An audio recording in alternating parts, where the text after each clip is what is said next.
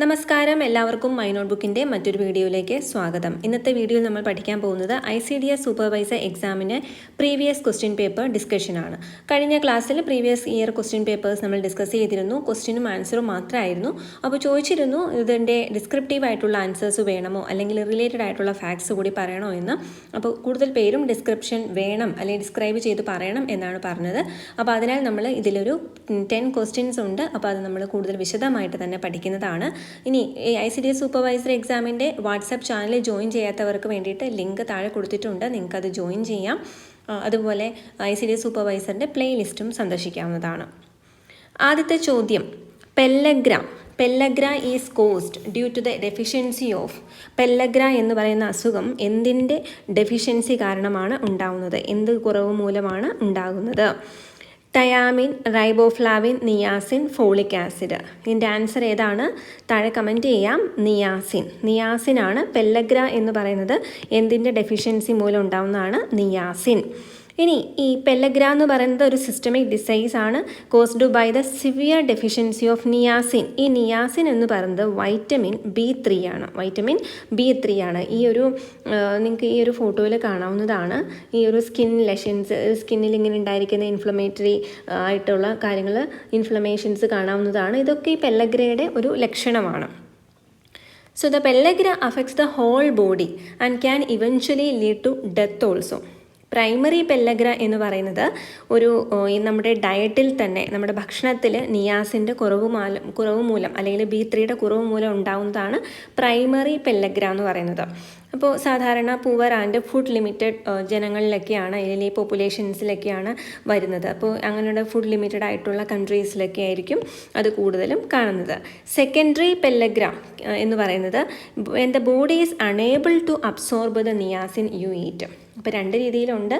Primary പെല്ലഗ്രയുണ്ട്, secondary പെല്ലഗ്രയുണ്ട്.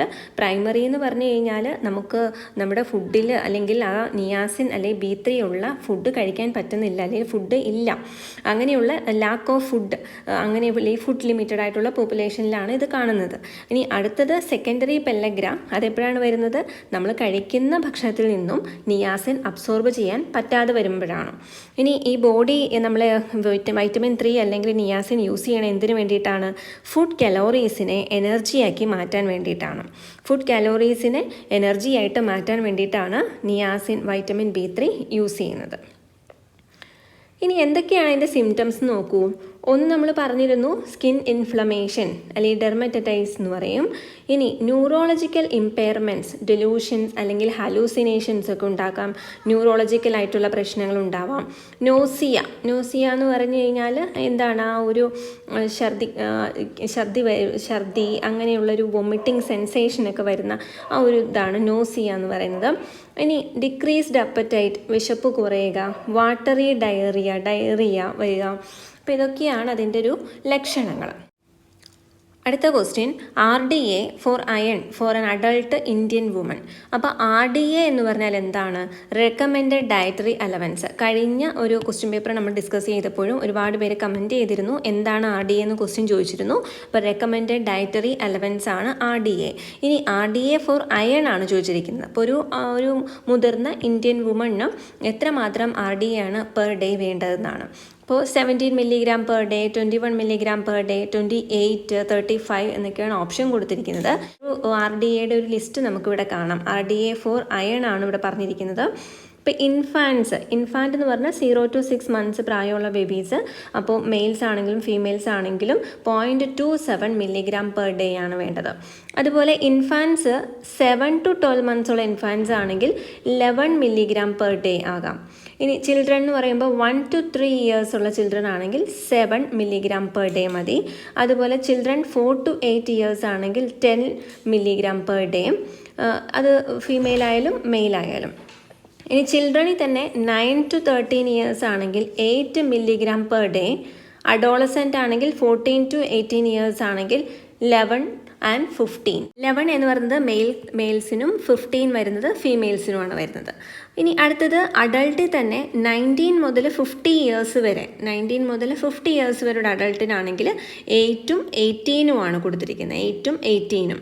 അതുപോലെ അഡൾട്ട്സിൽ 51 years and older ആണെങ്കിൽ 8 ആണ് കൊടുത്തിരിക്കുന്നത്. പ്രഗ്നൻസി അറ്റ് ഓൾ ഏജസിലാണെങ്കിൽ 27 ആണ് ഈ ഒരു RDA പറഞ്ഞിരിക്കുന്നത്. അപ്പോൾ റെക്കമെൻഡഡ് ഡയറ്ററി അലവൻസ് എന്ന് പറയുന്നത് അഡൾട്ടിന് വരുന്നത് 18 മില്ലിഗ്രാം ആണ് ആൻസർ വരുന്നത്. 18 ഏറ്റവും അപ്രോപ്രിയേറ്റ് ആയിട്ട് വരുന്നത് 17 ആണ് കൂടുതൽ നിയർ ആയിട്ട് വരുന്നത്. സോ 17 മില്ലിഗ്രാം പെർ ഡേ നമുക്ക് കണക്ക് കൂട്ടാം.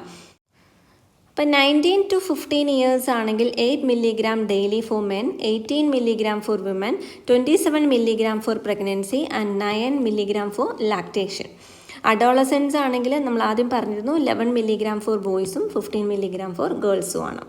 ഇനി അടുത്ത ചോദ്യത്തിലേക്ക് കിടക്കാം. Fatty liver is a characteristic feature of kwashiorkor, marasmus, berry pregnancy. എന്താണ് ഫാറ്റി ലിവർ എന്ന് പറഞ്ഞാൽ ഇതിൽ എന്തിൻ്റെ ഒരു ക്യാരക്ടറിസ്റ്റിക് ഫീച്ചറാണ്? ഇതിനകത്ത് വരുന്നത് ക്വാഷിയോർക്കറാണ് അതിൻ്റെ ആൻസർ വരുന്നത്. അപ്പോൾ ഈ ഫാറ്റി ലിവർ എന്താണ് എന്ന് നമുക്ക് നോക്കാം. അതിനു മുമ്പ് എന്താണ് ക്വാഷിയോർക്കർ? ക്വാഷിയോർക്കർ എന്ന് പറഞ്ഞാൽ നമുക്ക് പ്രോട്ടീൻ ഡെഫിഷ്യൻസി കൊണ്ടുണ്ടാകുന്ന ഒരു രോഗമാണ്. അതായത് സിവിയർ പ്രോട്ടീൻ മാൽന്യൂട്രീഷൻ കൊണ്ടുണ്ടാകുന്ന രോഗമാണ്. അപ്പോൾ അതിന് ബൈലാറ്ററൽ ആയിട്ടുള്ള എക്സ്ട്രീമിറ്റി ഇൻ സ്വെല്ലിങ് അങ്ങനെ ഈ ഒരു പിക്ചർ കാണുമ്പോൾ നിങ്ങൾക്ക് മനസ്സിലാവും ഇതൊരു നോർമൽ കിഡാണ്. ഇത് ക്വാഷിയോർക്കർ ബാധിച്ച ഒരു കുട്ടിയാണ്. അപ്പോൾ എങ്ങനെയാണ് ആ ഒരു സ്വെല്ലിങ് വരുന്നത് എന്ന് നോക്കുക. അപ്പോൾ അതാണ് ക്വാഷിയോർക്കർ എന്ന് പറയുന്നത് സിവിയർ പ്രോട്ടീൻ മാൽന്യൂട്രീഷൻ കാരണമാണ് ഉണ്ടാവുന്നത്. ഇത് സാധാരണ കുട്ടികളെയും ഇൻഫാൻസിനെയൊക്കെയാണ് ബാധിക്കുന്നത്. അതായത് ആ ഒരു ഏജ് 5 ഏജിലൊക്കെയാണ് ഇത് കൂടുതലും ബാധിക്കുന്നത്. അപ്പോൾ ഏറ്റവും കൂടുതൽ നമുക്ക് വളരെ പൂവറായിട്ടുള്ള കൺട്രീസിൽ പവേർട്ടി സ്ട്രൈക്കൻ ആയിട്ടുള്ള റീജിയൻസിലേക്കാണ് ഇത് സംഭവിക്കുന്നത്. ഇനി ഫാറ്റി ലിവറിൻ്റെ കാര്യം പറയുകയാണെങ്കിൽ നമുക്ക് non alcoholic fatty liver disease ഉണ്ട്, NAFLD ഉണ്ട്, ആൽക്കഹോളിക് ഫാറ്റി ലിവർ ഡിസീസ് ഉണ്ട്, AFLD ഉണ്ട്. ഇപ്പോൾ non alcoholic fatty liver disease എന്ന് പറഞ്ഞാൽ ഇപ്പോൾ നിങ്ങൾക്ക് ഇവിടെ കാണാം നോൺ ആൽക്കഹോളിക് ഫാറ്റി ലിവറാണ്. അത് നോൺ ആൽക്കഹോളിക് സ്റ്റീറ്റോഹെപ്പറ്റൈറ്റിസ് NASH എന്നും liver fibrosis, cirrhosis of the liver. അപ്പം അങ്ങനെ എങ്ങനെയാണ് ആ ഒരു പ്രോസസ്സ് നടക്കുന്നതെന്നാണ് പറയുന്നത്. ആൽക്കഹോളിക് ആണെങ്കിൽ ആൽക്കഹോളിക് ഹെപ്പറ്റൈറ്റിസും ആൽക്കഹോളിക് സിറോസിസുമാണ് വരുന്നത്. അപ്പോൾ ആ ഒരു സ്റ്റേജസ് ആ ചേഞ്ച് വരുന്നതും അവസാനം അത് വളരെ സീരിയസ് ഘട്ടത്തിലേക്ക് എത്തുന്നതാണ് ആ പിക്ചറിൽ കാണിച്ചിരിക്കുന്നത്. ഇനി അടുത്ത ചോദ്യം, which of the following is not an activity of NIN? NINൻ്റെ ആക്ടിവിറ്റി അല്ലാത്തത് ഏതെന്നാണ് ചോദിച്ചിരിക്കുന്നത്. Clinical studies, community studies, supplementary nutrition, teaching programme. ഇപ്പോൾ clinical study, community study, teaching programme ഒക്കെ NIN നടത്തുന്നുണ്ട്. പക്ഷേ സപ്ലിമെൻ്ററി ന്യൂട്രീഷൻ അതാണ് നടത്താത്തത്. നാഷണൽ ഇൻസ്റ്റിറ്റ്യൂട്ട് ഓഫ് ന്യൂട്രീഷൻ ആണ് NIN എന്ന് പറയുന്നത്. അപ്പോൾ ഇതിൻ്റെ ഈ ഒരു NIN നാഷണൽ ഇൻസ്റ്റിറ്റ്യൂട്ട് ഓഫ് ന്യൂട്രീഷൻ്റെ ഇപ്പോഴത്തെ ഡയറക്ടറാണ് ഡോക്ടർ ഹേമലത R. ICMR NINൻ്റെ ഡയറക്ടറാണ്. ഇനി ഇത് ആദ്യമായിട്ട് രൂപീകരിച്ച അല്ലെങ്കിൽ ഇതിൻ്റെ ആദ്യത്തെ ഡയറക്ടർ എന്നല്ല ഈ ഫൗണ്ടർ എന്ന് പറയുന്നത് സർ റോബർട്ട് മക്കാരിസൺ ആണ്. 1918 ഇത് സ്ഥാപിതമായത്. ബെറി എൻക്വയറി യൂണിറ്റ് എന്ന് പറഞ്ഞാണ് ഇത് സ്റ്റാർട്ടായത്. പാസ്ചർ ഇൻസ്റ്റിറ്റ്യൂട്ട് കുനൂർ തമിഴ്നാട്ടിലാണ് സ്റ്റാർട്ടാവുന്നത്. സർ റോബർട്ട് മക്കാരിസൺ ആണ് ഇത് ഫൗണ്ടർ ഇതിൻ്റെ സ്ഥാപകൻ. Which of the following is a condition not associated with uncontrolled diabetes? Which of the following is a condition not associated with uncontrolled diabetes? Loss of electrolyte, dehydration, necrosis of liver cells and glycosuria. ഇതിൽ ഏതാണ് not associated with uncontrolled diabetes എന്ന് പറയുന്നത്? Necrosis of the liver cells ആണ്. Necrosis ഇപ്പോൾ ഈ ഒരു uncontrolled diabetes കാരണം loss of the electrolytes ഉണ്ടാവും, ശരീരത്തിൽ നിന്ന് ഡീഹൈഡ്രേഷൻ ഉണ്ടാവും, ഗ്ലൈക്കോസൂറിയ ഉണ്ടാകും. ഈ necrosis of the liver cells ആണ് ഇതുമായിട്ട് ബന്ധമില്ലാത്തത്. ഇനി എന്താണ് ഈ അൺകൺട്രോൾഡ് ഡയബറ്റീസ് എന്ന് പറയുന്നത്? അതായത് നമ്മുടെ ബ്ലഡ് ഷുഗർ ലെവൽസ് വളരെ ഹൈ ആണ്, നമ്മൾ എത്ര ട്രീറ്റ് ചെയ്യുന്നുണ്ടെങ്കിലും നമുക്ക് കൺട്രോൾ ചെയ്യാൻ പറ്റുന്നില്ല. അതായത് അൺകൺട്രോൾഡ് ഡയബറ്റീസ് ആണ്. കൺട്രോൾ ചെയ്യാൻ ശ്രമിച്ചാലും ട്രീറ്റ്മെൻറ്റ് ചെയ്താലും അത് എന്ത് ചെയ്യാൻ പറ്റുന്നില്ല, ഒരു കൺട്രോൾഡ് ലെവലിലേക്ക് എത്തിക്കാൻ പറ്റുന്നില്ല. അപ്പോൾ അതിൻ്റെ മെയിൻ സിംറ്റംസ് എന്ന് പറയുന്നത് തേഴ്സ്റ്റ്, ദാഹം, ഫ്രീക്വൻ്റ് ആയിട്ടുള്ള urination, fruity breath and increase in the infections. Thirst, frequent urination, fruity breath and increase in infection. ഇതൊക്കെയാണ് ഈ ഒരു അൺകൺട്രോൾഡ് ഡയബറ്റീസിൻ്റെ ഉദാഹരണം, അല്ലെങ്കിൽ ഇതിൻ്റെ ഒരു സിംറ്റം എന്ന് പറയുന്നത്, ലക്ഷണങ്ങൾ എന്ന് പറയുന്നത്. അപ്പോൾ ഇതിനകത്ത് നമുക്ക് ടൈപ്പ് 1 ഡയബറ്റീസും ടൈപ്പ് 2 ഡയബറ്റീസും എല്ലാവർക്കും അറിയുന്നതാണ്. ടൈപ്പ് 1 ഡയബറ്റീസ് ഉണ്ട്, ടൈപ്പ് 2 ഡയബറ്റീസ് ഉണ്ട്. ഈ ടൈപ്പ് 1 ഡയബറ്റീസ് എന്ന് പറയുന്നത് അത് വളരെ ചെറുപ്പത്തിൽ, ചൈൽഡ്ഹുഡിൽ സംഭവിക്കുന്ന അല്ലെങ്കിൽ സ്റ്റാർട്ട് ചെയ്യുന്നതാണ് ടൈപ്പ് 1 എന്ന് പറയുന്നത്. കൂടുതലും കണ്ടുവരുന്ന ചൈൽഡ്ഹുഡിലാണ്.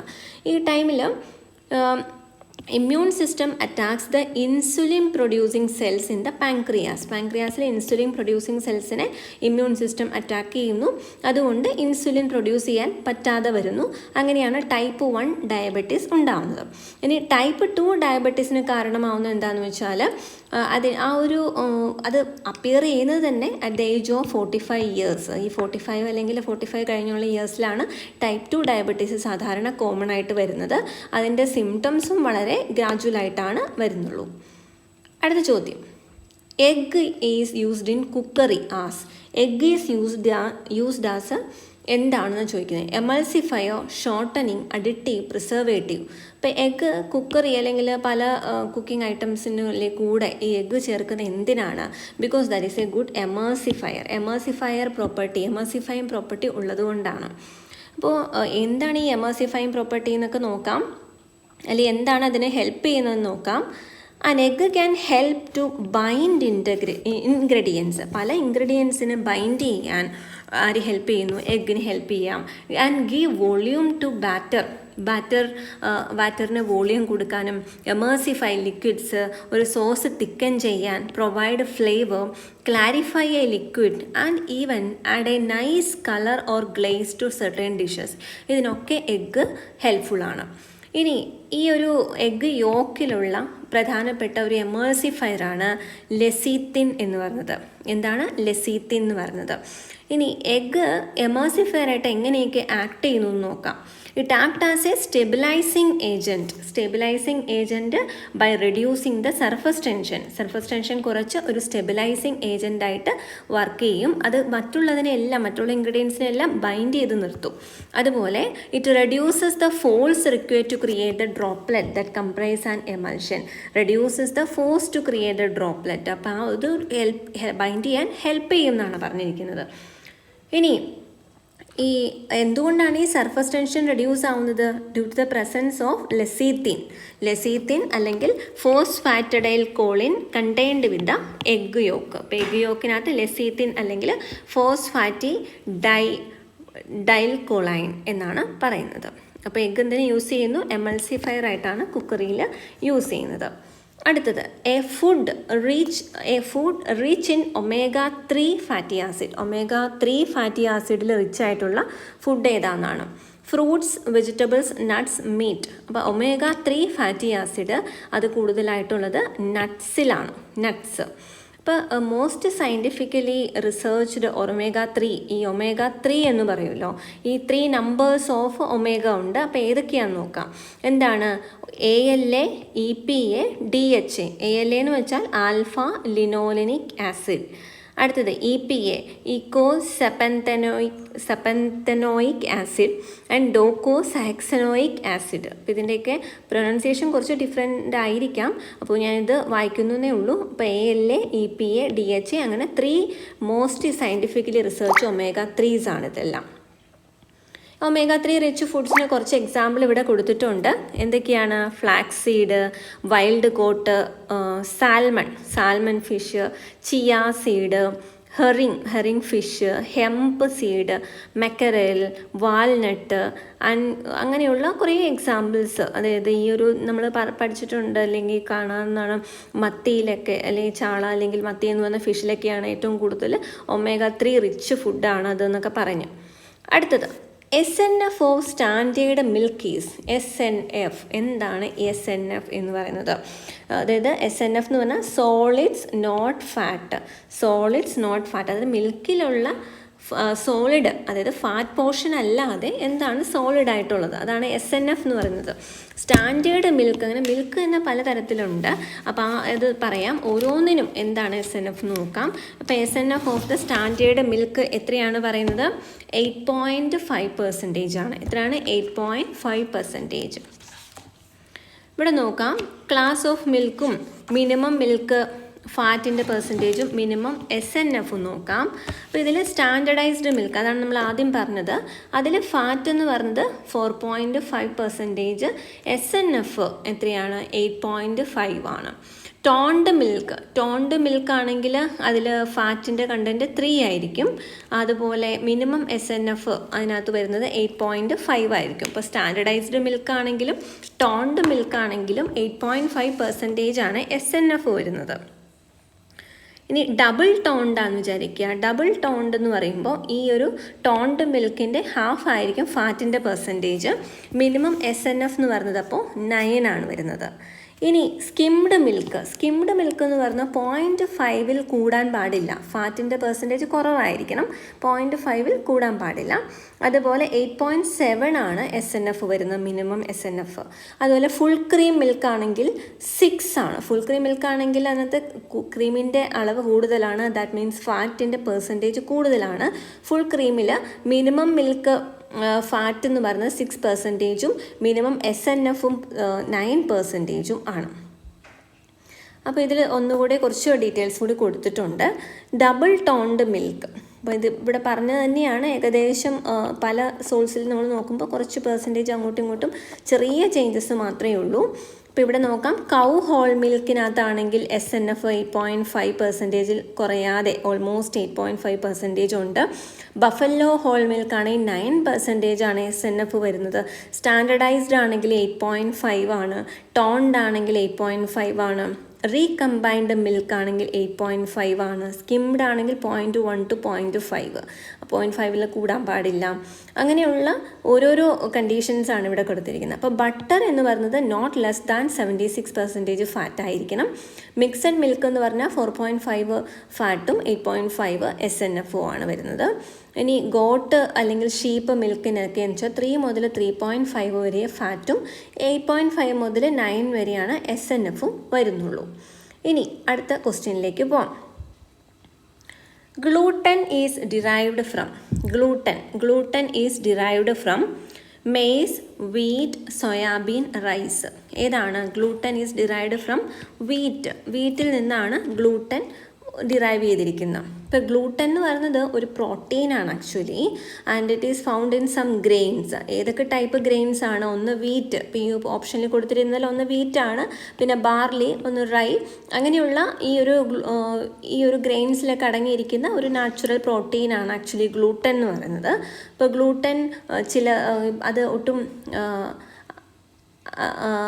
അപ്രോപ്രിയേറ്റ് അല്ലാത്ത ബോഡി സെൻസിറ്റിവിറ്റി ഉള്ളവരുണ്ട്. അപ്പോൾ ഗ്ലൂട്ടൻ ഫ്രീ ഫുഡ് കഴിക്കുന്നവർ, അപ്പോൾ അതെന്ന് വെച്ചാൽ പലർക്കും അലർജിക് ആയിട്ടുള്ളതൊക്കെ ഉണ്ട്. അപ്പോൾ ഗ്ലൂട്ടൻ എന്ന് പറയുന്നത് നാച്ചുറലി ഫൗണ്ട് ഇൻ ഏതാണെന്ന് ചോദിച്ചാൽ വീറ്റ്. ഇനി നിങ്ങൾക്ക് ഓപ്ഷനിൽ ബാർലിയോ റൈയോ തരുവാണെങ്കിൽ അതും നിങ്ങൾക്ക് ഓപ്റ്റ് ചെയ്യാവുന്നതാണ്. അടുത്ത ക്വസ്റ്റ്യൻ, പെക്ടിൻസ് എന്ന് പറഞ്ഞാൽ എന്താണ്? Soluble fibre, insoluble fibre, starch, resistant starch, ഇതിലേതാണ് വരുന്നത്? Soluble fibre. ഒരു കാര്യം ഓർക്കേണ്ടത്, പെക്ടിക് ആസിഡും പെക്ടിനും ഒക്കെ സൊലൂബിൾ ഫൈബേഴ്സാണ്. സൊലൂബിൾ, വാട്ടറിൽ ലയിക്കുന്ന സൊലൂബിൾ ആയിട്ടുള്ള ഈ ഒരു ആ ഒരു പ്ലാന്റ് മെറ്റീരിയൽസാണ് ആക്ച്വലി. ഇത് എല്ലാം ഓരോരോ എന്താ പറയുക, പ്ലാന്റ് മെറ്റീരിയൽസിൽ നിന്ന് എക്സ്ട്രാക്ട് ചെയ്യുന്ന കാര്യങ്ങളാണ് ഈ ഒരു പെക്ടിൻസ് എന്ന് പറയുന്നത്. അപ്പോൾ it is a polysaccharide and that is found in fruits. It is used as a thickener in cooking and baking. Pectin എന്തിനു യൂസ് ചെയ്യുന്നു? ബേക്കിങ്ങിലും കുക്കിങ്ങിലും ഒക്കെ ഒരു തിക്കനറായിട്ട് യൂസ് ചെയ്യും. ചില സമയത്ത് മെഡിസിൻസിന് വേണ്ടിയിട്ടും പെക്റ്റിൻ യൂസ് ചെയ്യാറുണ്ട്. So it is A soluble ആയിട്ടുള്ള പോളിസാക്കറൈഡ് ഉള്ള കാറ്റഗറി പെട്ടതാണ്. ആൻഡ് ഇൻറ്റസ്റ്റൈനിലൊക്കെ ആണെങ്കിൽ ഈ പെക്റ്റിൻ ഓരോരോ സബ്സ്റ്റൻസിനെ ബൈൻഡ് ചെയ്യും, അല്ലെങ്കിൽ ബൈൻഡ് ചെയ്ത് and adds bulk to the stool. It might also reduce how much cholesterol the body absorb from the food. എത്രമാത്രം കൊളസ്ട്രോൾ ഫുഡിൽ നിന്ന് അബ്സോർബ് ചെയ്യും, ഇതൊക്കെ റിഡ്യൂസ് ചെയ്യും. അപ്പോൾ ഇങ്ങനെ ഈ പെക്റ്റിൻ എന്ന് പറഞ്ഞാൽ ത്രൂ മൗത്തൊക്കെ അത് ആളുകൾ കഴിക്കുന്നുണ്ട്, മെഡിസിനായിട്ട് യൂസ് ചെയ്യുന്നുണ്ട് to control the diet and all. അപ്പോൾ പെക്റ്റിൻസ് അങ്ങനെ യൂസ് ചെയ്യുന്നുണ്ട്. അപ്പോൾ അതാണ് പെക്റ്റിൻസ് സൊല്യൂബിൾ ഫൈബർ ആണോ ഇൻസൊല്യൂബിൾ ഫൈബർ ആണോ, ആ ഒരു ഡിഫറൻസ് അറിഞ്ഞിരിക്കുക. Thank you so much for watching. അപ്പോൾ നിങ്ങൾക്ക് ഈ ഒരു വീഡിയോ ഇഷ്ടമായെങ്കിൽ അപ്പോൾ ഇതുപോലെ ഡിസ്ക്രിപ്റ്റീവായിട്ട് അല്ലെങ്കിൽ ഡിസ്ക്രൈബ് ചെയ്ത് ഓരോന്നിൻ്റെ എക്സ്പ്ലനേഷൻ പറഞ്ഞാണ് വീഡിയോ വേണമെങ്കിൽ അതും കമൻറ്റ് ചെയ്യുക. ഇതിന് മുന്നേ ചെയ്തിട്ടുള്ള വീഡിയോസ് കണ്ടിരിക്കുമെന്ന് പ്രതീക്ഷിക്കുന്നു. Thank you so much for watching.